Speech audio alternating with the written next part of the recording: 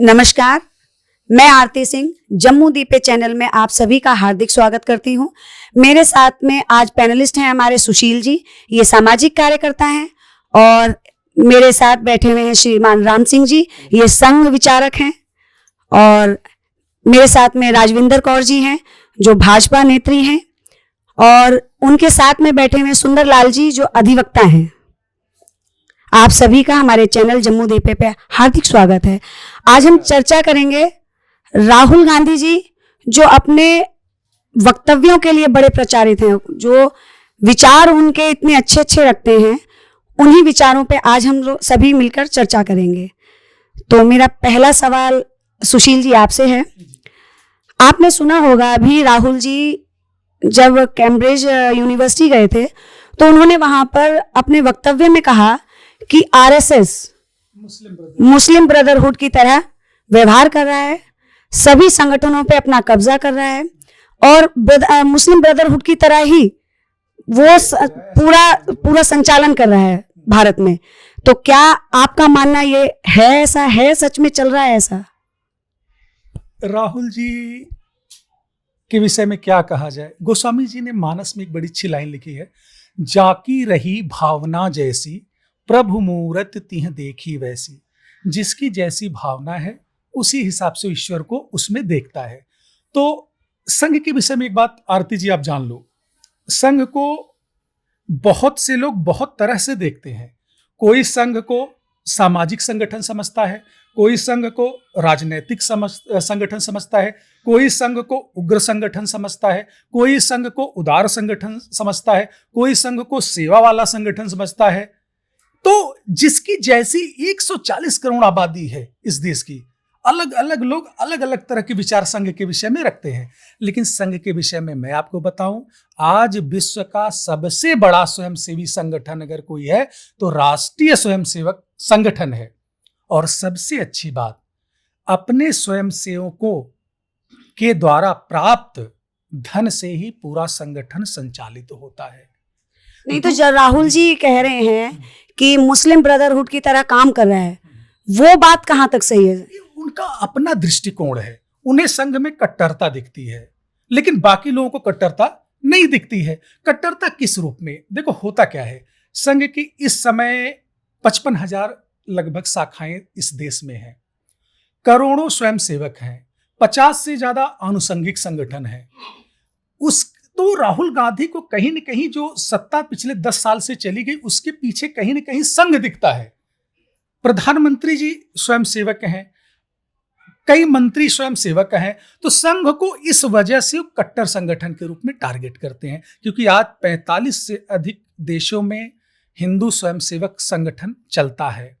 उसके पीछे जो ताकत है स्वयंसेवकों के पूरे विश्व में, उसको कमजोर करने के लिए विश्व के प्रमुख देशों यूएन से लेके यूरोपीय कंट्रीज जो है, उनके द्वारा संघ के ऊपर आघात करना चाहते हैं। क्योंकि स्वयं आघात कर चुके हैं, कई पार्टियां आघात कर चुकी हैं, कई संगठन आघात कर चुके हैं, लेकिन संघ का कुछ नहीं हुआ। ये कहावत है ना, हाथी चली जाती है बाकी लोग अपना करते रहते हैं। तो वही स्थिति, संघ को इससे कोई फर्क नहीं पड़ता है। सुशील जी, आप समाज में रहते हैं, तो आपने तो ये विचार किया होगा कि समाज में लोग संघ को किस तरीके से देखते हैं, उनके नजरिए में और राहुल गांधी जी के नजरिए में कितना फर्क है? जी, लगभग 80% लोग, या उससे थोड़ा सा कम ज्यादा कर लो, उस संघ को हमेशा पॉजिटिव लेते हैं। कुछ लोग हैं, कुछ खुरापाती हर जगह हैं, उनकी संख्या कम हो सकती है, कहीं ज्यादा हो सकती है, उस संघ को निगेटिव ले सकते हैं, क्योंकि उनसे देश को खतरा है, उनसे समाज को खतरा है।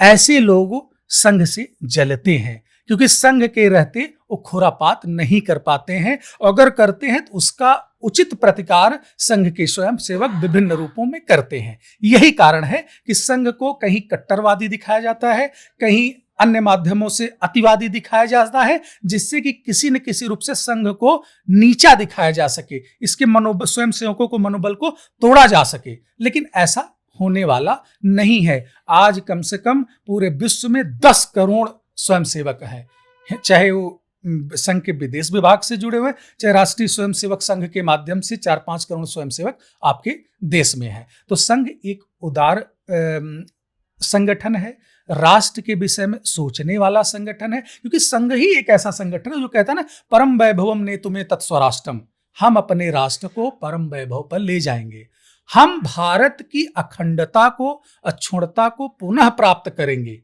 एक व्यक्ति ऐसा नहीं सोच सकता, एक संगठन के स्वयंसेवक ऐसा विचार रखते हैं और रखने का उनका ध्येय है कि हम अखंड भारत की जो हमारी परिकल्पना है आज नहीं तो कल साकार होगी। क्योंकि हमने माना है ना कि अगर कोई दिल से कोई चीज प्रार्थना की जाए तो जरूर पूरा होती है, और ऐसा हम प्रयास करते हैं। तो वही संघ के स्वयंसेवक करें, इसमें बुराई क्या है?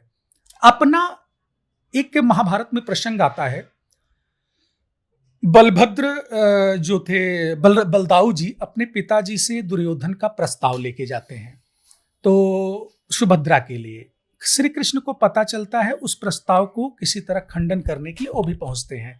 तो कहते हैं कि आज पूरे भारतवर्ष में, पूरे आर्यावर्त में दुर्योधन जैसा श्रेष्ठ युवराज कोई नहीं है, हस्तिनापुर का युवराज है, तो सुभद्रा के लिए उससे अच्छा वर कहाँ हो सकता है? तो उनके पिताजी कहते हैं भी विचार करेंगे, कृष्ण से भी चर्चा करेंगे, फिर उसमें विचार करेंगे। और कहते तुम्हारी बुआ कुंती वहां है, तुम्हारी बुआ के बच्चों से उनका थोड़ा सा पारिवारिक झगड़ा भी है। बोला झगड़ा खत्म हो चुका है, राज्य बढ़ चुके हैं। तो उनका जवाब क्या होता है? बड़ा सुंदर जवाब है, वो हर भारतीय को समझना चाहिए। राज्य की सीमाएं कम होने से भला कोई संतुष्ट होता है? इंद्रप्रस्थ कोई अलग राज्य नहीं था, हस्तिनापुर को ही अलग करके बनाया गया है। तो भारत, अखंड भारत की जो परिकल्पना संघ की है उसको समझो। पाकिस्तान, बांग्लादेश सब कहां से निकले हैं? यहीं से निकले हैं। तो अगर हम अपने खोई हुई भूमि को पुनः प्राप्त करने की चेष्टा स्वयंसेवक करते हैं तो इसमें कोई बुराई नहीं है। बाकी राहुल गांधी की अपने विचार, उनके विचार को कोई सीरियसली नहीं लेता है, थोड़ा हंसना भी जरूरी है। नहीं, बिल्कुल, और बहुत अच्छा जवाब था आपका। अभी मेरा अगला सवाल है सुंदरलाल जी से। तो सुंदरलाल जी, दूसरा प्रश्न मेरा आपसे है। अभी राहुल गांधी जी ने एक वक्तव्य दिया इंडियन जर्नलिस्ट एसोसिएशन के बीच में। उन्होंने कहा कि भारत का लोकतंत्र खतरे में है और जो दुनिया के लोकतंत्र के बड़े ठेकेदार हैं, यूरोप, अमेरिका, वो देश आए और भारत में लोकतंत्र बचाएं, लोकतंत्र में आके हस्तक्षेप करें। इस तरीके का वक्तव्य राहुल गांधी जी ने दिया, तो क्या वाकई में हमारा लोकतंत्र खतरे में है? ऐसा है आरती जी, हमारा देश कभी भी खतरे में नहीं था जब से मोदी की सरकार बनी है। बल्कि ये अब राहुल को ये लग रहा है कि हमारे घर में कोई पड़ोसी आकर हमारा वो करेगा जो है। हमें इस चीज़ की कोई ज़रूरत नहीं है जो है। हमें ऐसा प्रधानमंत्री जो 56 इंच का जो दिया है वो अपने आप में सक्षम है। और अखंड भारत के निर्माण में हमारे सिंहस्थ जो माननीय प्रधानमंत्री मोदी जी हैं, विदेशों में जाते हैं, अखंड भारत के निर्माण के हक में जाते हैं। हमारा देश कभी खतरे में नहीं है। और मैं ये चाहता हूँ, जो मेरी सोच है, जो राहुल जी हैं उनको लोकतंत्र के बारे में कुछ पता ही नहीं है जहाँ तक मैं समझ रहा हूँ।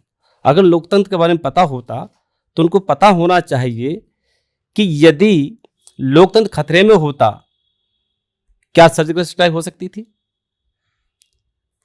क्या सियाचिन पे उस पर हो सकता था? नहीं। हम बिल्कुल कॉम्पिटेंट हैं। हमें माननीय प्रधानमंत्री मोदी जी से पूरी उम्मीद है कि लोकतंत्र बिल्कुल खतरे में नहीं है। लेकिन सुंदरलाल जी, आप ये सोचिए कि राहुल गांधी जी एक राजनीतिक परिवार से हैं। वो राजनीतिक परिवार जो राजनीति में शुरू से रहा है, राजनीति के अंदर, तो क्या उस परिवार का बच्चा एक आजकल जो प्रधानमंत्री भी बनने का सोचता है, क्या वो जो सोच रखते हैं वो सही है? देखिए, बेशक वो राजघराने से बेशक हो, लेकिन उसमें राजनेता के गुण नहीं हैं। आज भारत जो है भारत के संविधान से चलता है और पहले राजा रानी के पेट से पैदा होता था, लेकिन अब राजा लोहे के डिब्बे से पैदा होता है, वोट के माध्यम से पैदा होता है। और कोई भी जो कॉम्पिटेंट होता है वो राजा बन सकता है। हमारी जनता ने, अखंड भारत की जनता ने माननीय प्रधानमंत्री जी को 2014 में पहली बार मौका दिया था कि ये भारत का प्रधानमंत्री लायक है, जबकि वो तो किसी राजघराने से नहीं है। लेकिन उनको लेकिन जनता को लगा कि राष्ट्र के निर्माण में, अखंड भारत के निर्माण में 56 इंच का सिंह काफी है, लोकतंत्र हमारे। लेकिन सुंदरलाल जी, जैसे उन्होंने कहा कि यूरोप को और अमेरिका को हमारे देश में हस्तक्षेप करना चाहिए, तो क्या ऐसा आपको लगता है कि परिवार के झगड़े में पड़ोसी आके समझाए, ऐसा अच्छा लगेगा क्या? बिल्कुल जरूरत नहीं है इस चीज के लिए। जो यूरोप है वो अपनी लड़ाई को कर ले, हमारी लड़ाई हमें शासन प्रशासन के सहयोग से हमारा काम चल रहा है और हम पूरा कंट्रोल में है। ऐसा कुछ नहीं है जो है लड़ाई इसको नजर आती है, क्योंकि ये पागलों की तरह भागा डोल रहा है, इनको पता ही नहीं है कि हमें क्या करना है क्या नहीं करना है, राजनीति की धारा ही नहीं समझ में आ रही उनको जो है। तो वो लड़ाई कहाँ है? लड़ाई उन लोगों को है जो राष्ट्र विरोधी हैं, जो हिंदू विरोधी हैं, जो सनातन विरोधी हैं। जो सनातन विरोधी वो ऐसी बातें करेगा, उनमें से मुझे लगता है कि राहुल गांधी ऐसा कर रहा है। तो राजविंदर जी, अगला सवाल मेरा आपसे है। अभी राहुल गांधी जी की भारत जोड़ो यात्रा चल रही थी, क्योंकि आप भाजपा से हैं तो आपको तो ज्यादा पता होगा। राहुल गांधी जी का कहना यह है कि उन्होंने भारत जोड़ो यात्रा के दौरान देश के अंदर इतनी महंगाई देखी है कि महंगाई से जनता त्रस्त है, बेरोजगारी है जिससे जनता त्रस्त है, और आप और आपके पीएम मस्त हैं, ऐसा कुछ सुनने में आया है। आपका इस पर क्या कहना है? आरती जी, पहले तो मैं ये बताना चाहूंगी कि वो भारत जोड़ो यात्रा थी। भारत जोड़ो यात्रा में जो अपनी सिस्टर के साथ लाखों लोगों के सामने स्टेज पे कर रहे थे, क्या वो दोनों बहन भाई कुंभ के मेले में बिछड़ गए थे? आज तक जो है राखी की एक फोटो नहीं आई उनकी। एक हमारा राखी का त्योहार जो है इतना पवित्र त्योहार है, उसकी एक फोटो नहीं आई आज तक, हमने देखी नहीं है कि वो दोनों बहन भाई जो है एक दूसरे के साथ राखी बांधते हुए फोटो लाखों लोगों के सामने ऐसी हरकत कर रहा था। वो भारत जोड़ो यात्रा थी। मैं तो उसको भारत जोड़ो यात्रा समझती नहीं, उसको तो पाकिस्तान में होना चाहिए था। उसको तो जाके पाकिस्तान में ये सब जो है जोड़ना चाहिए था पाकिस्तान को अपने से, क्योंकि वो पाकिस्तान के लायक है। और रही महंगाई की बात, और क्या ही महंगाई करेगा। अभी 50 रुपए के 5 किलो आलू मिल रहे थे, उस पे 10 रुपए किलो आलू पे तो कोई नहीं कुछ बोला कि हाँ भाई इतना सस्ता सब कुछ मिल रहा है। और महंगाई क्या महंगाई हमारे लिए, मैं एक गृहिणी हूँ, मैं तो नहीं मानती महंगाई है। मेरे लिए तो सब कुछ सस्ता है, जैसे पहले था वैसे ही अभी। मनमोहन सरकार में जब कांग्रेस की सरकार थी उस समय भी महंगाई महंगाई चिल्लाई जाती थी, तो क्या उस समय से ज्यादा महंगाई इस समय है? मुझे नहीं लगता आरती जी कि इस टाइम पे महंगाई है, क्योंकि जब लोगों की 1 लाख रुपया सैलरी है तो 1000 रुपए का सिलेंडर नहीं ले सकते क्या? वो कहाँ है महंगाई? मुझे नहीं लगता, मैं नहीं मानती उस चीज। मनमोहन सिंह जी के समय पे जब कांग्रेस की सरकार थी तब महंगाई डबल डिजिट में थी और आज सिंगल डिजिट में है। तो आपको क्या लगता है कि उस समय महंगाई ज्यादा थी या इस समय महंगाई ज्यादा है? आरती जी, मुझे नहीं लगता कि इस समय पे महंगाई ज्यादा है। इतने समय में हम इतनी दिक्कतों से बाहर आ रहे हैं। कोरोना काल में सारी चीजें ठप हो रखी थी, कुछ नहीं था यहाँ पे, कोई बिजनेस नहीं था किसी का, किसी की कोई जॉब नहीं थी। फिर भी आज अच्छे से खाना खा रहे हैं लोग, घरों में खुश है। ऐसा कुछ नहीं है कि महंगाई, मैंने तो आज तक नहीं सुना कि ऐसा कोई लेडीज रो रही है कि हाँ भाई बहुत ज्यादा महंगाई है। ऐसा कुछ नहीं है। ये राहुल गांधी को ऐसे नहीं पप्पू बोलते, वो है ही पप्पू, क्योंकि उल्टी सीधी बातें उसका फितरत है उसकी करनी। तो राजविंदर जी, बेरोजगारी पर आप क्या कहना है? क्योंकि राहुल गांधी जी तो बार बार कहते हैं कि देश में बेरोजगारी बढ़ गई है, भाजपा जब से आई है तब से बेरोजगारी बढ़ गई है, ऐसा राहुल गांधी जी का कहना है। राहुल गांधी जी को ये भी पता होगा कि अभी जो अग्निपथ में बच्चों को जॉब दी है, जो अग्निपथ में बच्चे इतना ट्रेंड होके बाहर आएंगे, वो किसने कराए? मोदी जी की सरकार ने किया है ना। तो राहुल जी को ये सब उसकी नज़र है, उसके देखने का नज़रिया है। वो जैसा देखता जैसी करनी वैसे बननी। उन्होंने कुछ करना तो है नहीं, उल्टे सीधे काम उन्होंने करने, उल्टी सीधी सोच है उनकी और वो ऐसे ही करेंगे। तो आपको क्या लगता है कि भारत जोड़ो यात्रा में जो उन्होंने कहा वो सब गलत है? वो भारत जोड़ो यात्रा कर रहे थे। मैं फिर वो ही बात बोलूंगी कि वो भारत जोड़ो यात्रा कहाँ कर रहे थे? वो तो अपना एंजॉय कर रहे थे। उनको ऐसा लग रहा था कि जैसे छुट्टियां मनाने आए हो, किसी लड़की के कंधे पे हाथ रख के चल रहे हैं, किसी की बाजू पकड़ के चल रहे हैं। वो भारत जोड़ो यात्रा थी, हमने भी देखी, आपने भी देखी होगी। भारत जोड़ो यात्रा नहीं थी। भारत जोड़ो यात्रा उन्होंने भारत जोड़ना ही था तो बांग्लादेश और बहुत सारे थे, उनको जोड़ते ना। देश और भी थे जोड़ने वाले, उनको जोड़ते। मतलब कि आपके कहने का मतलब है जो हमारे देश से टूटकर अलग हुए हैं, हाँ जी, उनको जोड़ना चाहिए था राहुल गांधी। जोड़ना चाहिए था राहुल गांधी को। ये भारत जोड़ो यात्रा को, मैं तो इस यात्रा को मानती नहीं हूँ।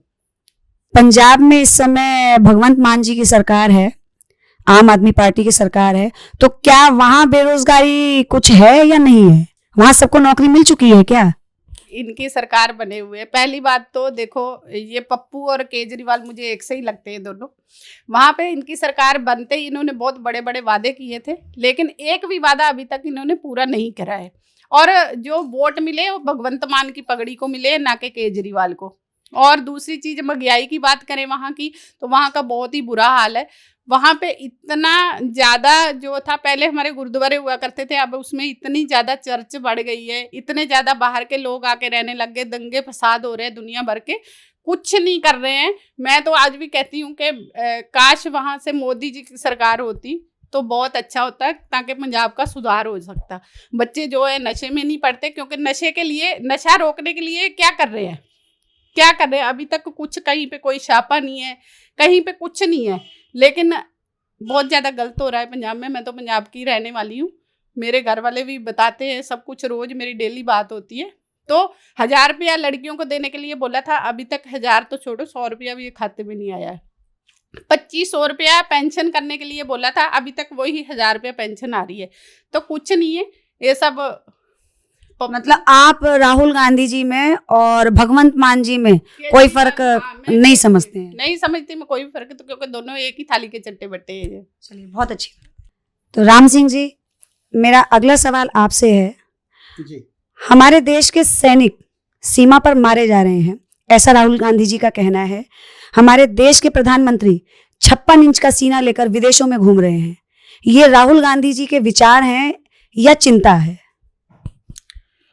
नहीं, ना विचार है ना चिंता है, ये स्टंट है।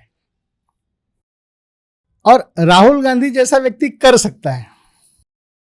जो व्यक्ति चील के झुंड को देखकर यह कह सकता है कि ये बेरोजगार है मोदी जी की वजह से, वो कुछ भी कर सकता है, संभव है। जो आटे को लीटर में बतौल सकता है, वो कुछ भी कर सकता है। मैं सहमत हूं।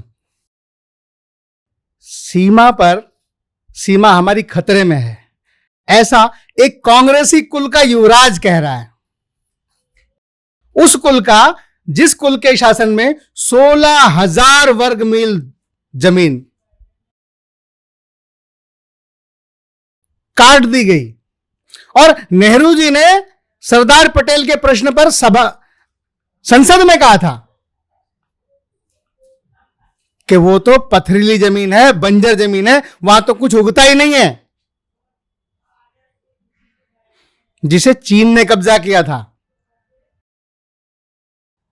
रही मोदी जी के समय की बात, तो उनका 56 इंच का सीना वहां भी दिखाई देता है जब डोकलाम में लोग आते हैं, महीनों भर तंबू गाड़े रह जाते हैं, लेकिन एक कदम भी आगे नहीं बढ़ते, और बढ़ते हैं तो पीटे जाते हैं।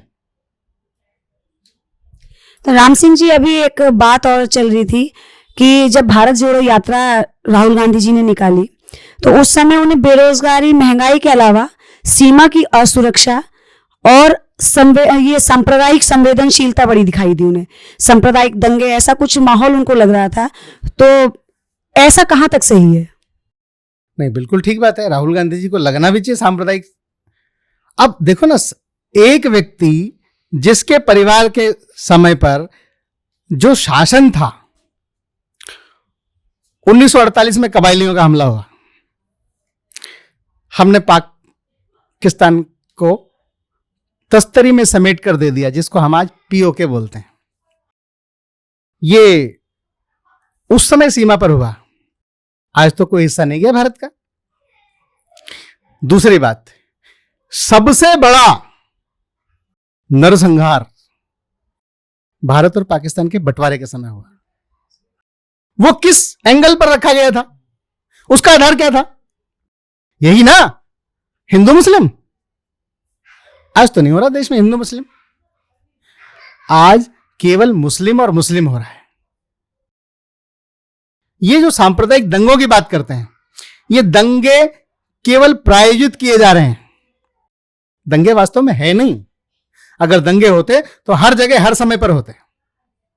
तो राहुल गांधी जी को लगता है कि सांप्रदायिक तनाव जो आजकल देश में फैल रहा है, तो वो उन्हीं को लगता है या आपको भी लगता है? नहीं, राहुल गांधी को सांप्रदायिक तनाव नहीं लगता। राहुल गांधी को कांग्रेस से छिटका हुआ मुस्लिम वोट बैंक लगता है, तनाव नहीं है।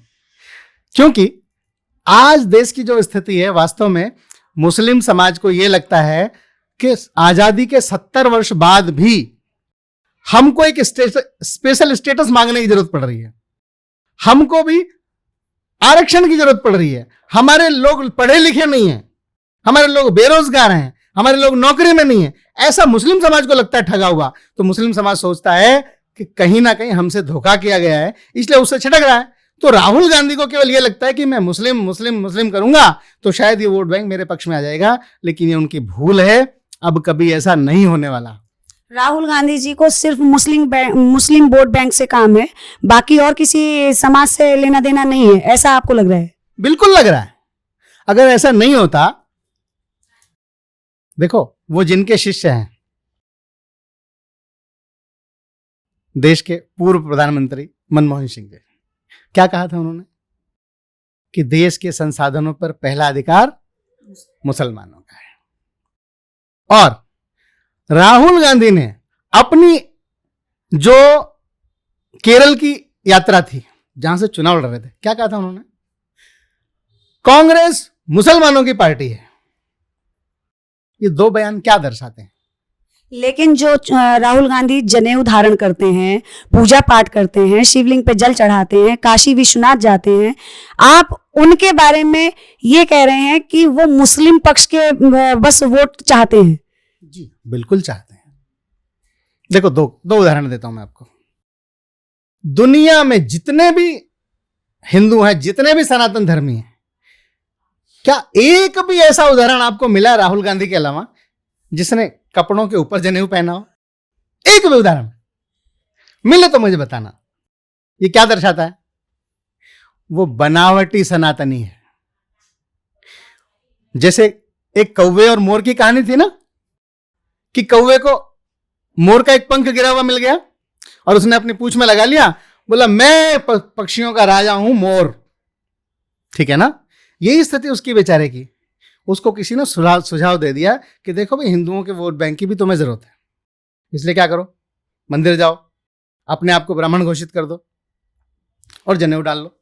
जिसको बेचारे को ब्राह्मण तो घोषित कर दिया, लेकिन उसे ये नहीं पता जनेऊ डालना कैसे होता है। अब काशी में चला गया, किस लिए? पूजा करने के लिए। मैं तो हैरान था उस दृश्य को देख करके कि पूजा जिस समय करते हैं, रुद्राभिषेक जिस समय करते हैं, बैठते कैसे हैं? मैं वर्णन नहीं कर सकता कि वो किस स्थिति में बैठे थे और हम लोग उस स्थिति में क्या करते हैं।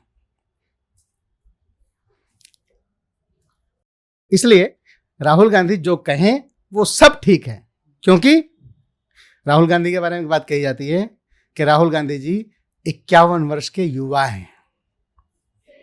राहुल गांधी जी का कहना, कांग्रेस का कहना ये भी है कि 2024 में महागठबंधन में राहुल गांधी जी प्रधानमंत्री बनेंगे। हाँ बिल्कुल सही बात है। हम भी कहते हैं राहुल गांधी प्रधानमंत्री बनेंगे महागठबंधन के, लेकिन देश के प्रधानमंत्री तो मोदी जी बनेंगे। महागठबंधन के तो वही बनेंगे, हम चाहते भी यही हैं, महागठबंधन के प्रधानमंत्री वो बने रहें। राहुल गांधी जी की एक बड़ी समस्या है, उनको एक बहुत समस्या है भाजपा से, संघ से और संसद में बैठे हुए सभी लोगों से, कि भाजपा के लोग उन्हें बोलने नहीं देते, उनका माइक बंद कर देते हैं। अगर वो बोले संसद में तो तूफान आ जाएगा, ऐसा कुछ उनका कहना रहता है। तो आप लोग उन्हें बोलने क्यों नहीं देते? हाँ ये बात बिल्कुल ठीक कही आपने, बहुत अच्छा प्रश्न किया आपने। देखो एक तूफान तो मैंने भी देखा है। जब संसद में उन्होंने आंख मारी, पूरी संसद में तूफान आया, जबरदस्त तरीके का तूफान। मुझे तो लगा कि अगर ऐसे तूफान बार बार आएंगे तो संसद को बचाएगा कौन? और ये बात सही है कि ऐसी दुर्दशा संसद की हो, इससे अच्छा वो ना बोलें तो अच्छा है। फिर भी मेरा राहुल गांधी से एक निवेदन है, आज तक उन्होंने एक भी प्रश्न संसद में ऐसा नहीं उठाया जो उनके संसदीय क्षेत्र से संबंधित हो। अगर आज छुट्टियों की बात करें तो सबसे ज्यादा छुट्टियां अगर कोई लेता है, सबसे ज्यादा संसद से नदारद रहता है, तो एकमात्र व्यक्ति है, उसका नाम है राहुल गांधी। और वो प्रश्न करता है संसद में, मुझे बोलने नहीं देता। भाई बोलोगे क्या जो तुम्हें बोलना नहीं आता? संसद में गृह मंत्री से प्रश्न करोगे क्या हमारे देश में आटा इतने रुपए लीटर बिक रहा है, महंगाई आ गई, ये प्रश्न करोगे क्या?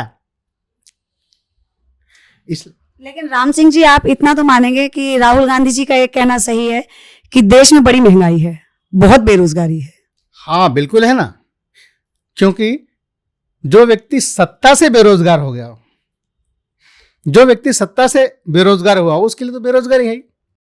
अब उनको बेचारों को पिछले 2 टर्म से सत्ता से बाहर है वो, तो उनके लिए तो बेरोजगारी है ही, बेचारे बेरोजगार हो गए हैं और जनता उनको रोजगार दे नहीं रही। राजनीतिक पार्टियां उनको मानती नहीं है, कभी वो अखिलेश यादव के साथ जाके गिड़गिड़ाते हैं, कभी ममता बनर्जी के साथ, कभी केजरीवाल जी के साथ, लेकिन रोजगार उनको कोई नहीं दे रहा है। और मुझे लगता है कि इनकी बेरोजगारी बनी रहेगी। मतलब आपके हिसाब से राहुल गांधी बेरोजगार हैं, इसलिए उनको बेरोजगारी दिखाई देती है। बिल्कुल यही बात है। अंधा क्या मांगे? 2 आंखें। भूखा क्या मांगे? 2 रोटी। ठीक है, इसलिए उनको बेरोजगारी दिखाई देती है। अगर बेरोजगारी का आंकड़ा देखना ही है तो विश्व पटल पर देखिए। मैं बड़ी गंभीर बात कह रहा हूं आपको। अमेरिका जैसा अपने आप को आर्थिक पक्ष में सिरमौर कहा जाता है, अपने आप को 10 लाख इंजीनियर्स निकाल दिए उसने, 10 लाख। वो है बेरोजगारी। हमारे यहां निकाला किसी को नहीं गया, तनख्वाह भले कम कर दी गई। वो उस समय पर, जिस समय पर सारी दुनिया में तबाही मची हुई थी, लेकिन हमारे देश में भूखा नहीं मरने दिया हमारे देश के प्रधानमंत्री ने किसी को। हर व्यक्ति के, जितने भी जरूरतमंद थे, हर व्यक्ति के घर में राशन पहुंचाया गया। दुनिया का कोई सूरमा ऐसा कर नहीं सकता 120 करोड़ की जनता को डायरेक्ट राशन बांट रहा हो साल से 1.5 साल तक। वो लोग हमसे कहते हैं बेरोजगारी की बात करते हैं। इनको सोचना पड़ेगा बेरोजगारी कहते किसे हैं। आज जो दुनिया भर से इंजीनियर छोड़ कर आ रहे हैं ना नौकरियां अपनी, भारत उनको रोजगार दे रहा है। बेरोजगारी की बात करते हैं। शायद दुनिया का सेंसेक्स पढ़ते नहीं है राहुल गांधी जी। मेरा उनसे निवेदन है वो पढ़ें, तब बेरोजगारी पर बात करें। ये गंभीर मुद्दा है। तो राम सिंह जी, बहुत अच्छी चर्चा रही, लेकिन अब जाते जाते मैं एक व्यू सबका लेना चाहूंगी कि राहुल गांधी जी के जो विचार रहे उस पर राम सिंह जी ने अपने विचार रखे। तो सुशील जी, क्या आप राम सिंह जी के विचारों से सहमत हैं? बिल्कुल, इन्होंने बहुत अच्छी बातें कही। देखो, भारत को बाह्य से ज्यादा आंतरिक लोगों से खतरा रहा है। श्रीमान राहुल गांधी जी जनेऊ धारण करते हैं, मंदिरों में जाके शिवलिंग पे जल चढ़ाते हैं, ऐसी तमाम चीजें दिखने में आती है। आपको एक प्रसंग रामायण का याद होना चाहिए, जब श्री हनुमान जी पर्वत पे संजीवनी बूटी लेने जाते हैं, तो रास्ते में उन्हें कालनेमी एक संत के वेश में मिलता है। राक्षस एक संत का वेश धारण करता है। जब रावण माता सीता का हरण करने आता है तो एक संत का वेश धारण करके आता है।